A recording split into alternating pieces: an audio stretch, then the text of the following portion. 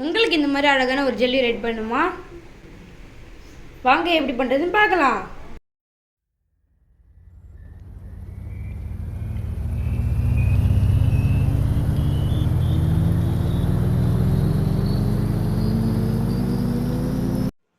First நம்ம ஒரு கடல் பாசி எடுத்துக்கலாம்.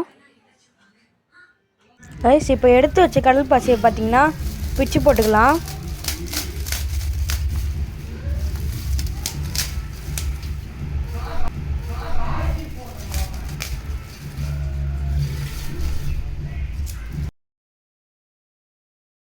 இப்போ நம்ம அந்த பிச்சு போட்ட கடல் பாசியில் தேவையான அளவு தண்ணி ஊற்றிக்கலாம். தண்ணி ஊற்றி கொஞ்சம் நேரம் ஊற வச்சுக்கோங்க. நாங்கள் பார்த்திங்கன்னா இந்த ஜெல்லி செய்கிறதுக்கு பால் பவுட்ரு போட்டு பண்ண போகிறோம். ஏன்னா அது கொஞ்சம் டேஸ்ட்டாக இருக்கும். உங்களுக்கு வேணால் நீங்கள் வெறும் பாலை கூட ஊற்றி பண்ணிக்கலாம் கைஸ். பாருங்க கைஸ், இப்போ பாலாக மாறிடுச்சு. கைஸ் இப்போ பார்த்தீங்கன்னா பால் நல்லா சூடாயிடுச்சு. இப்போ நம்ம ஊற வச்ச அந்த கடல் பாசி எடுத்து அதில் போட்டுக்கலாம்.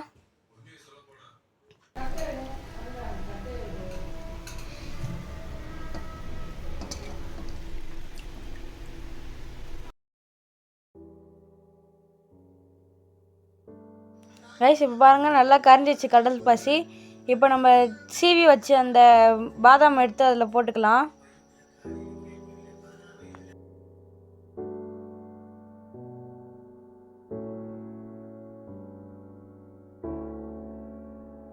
இப்போ 2 டேபிள் ஸ்பூன் சுகர் போட்டுக்கலாம் கைஸ். அதில் கிண்டியாச்சு, நல்லா கரைஞ்சிருச்சு. இப்போ இந்த ஜெல்லி எடுத்து இந்த தட்டில் ஊற்றிக்கலாம்.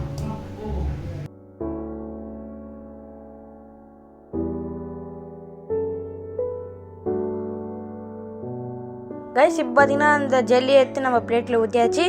இப்போ இன்னும் கொஞ்சம் பாதாம் மேலே தூவி விட்டுடலாம்.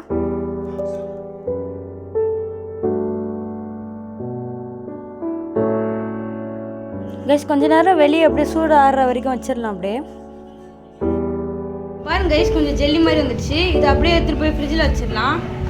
கைஸ் இப்போ பார்த்தீங்கன்னா அதை அப்படியே ஃப்ரிட்ஜில் வச்சிடலாம்.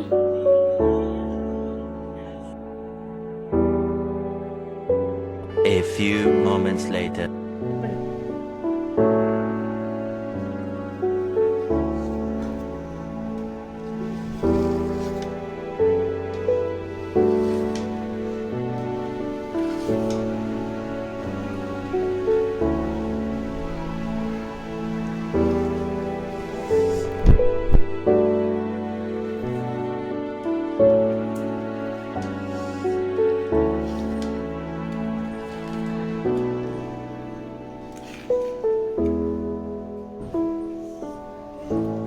பாருங்க கைஸ், நல்லா ஜெல்லியா அழகா வந்துருச்சு. வாங்க ஒரு பிக் பைட் போகலாம். கைஸ் ஒரு பிக் பைட் போகலாம். நல்லா இருக்கு கைஸ்.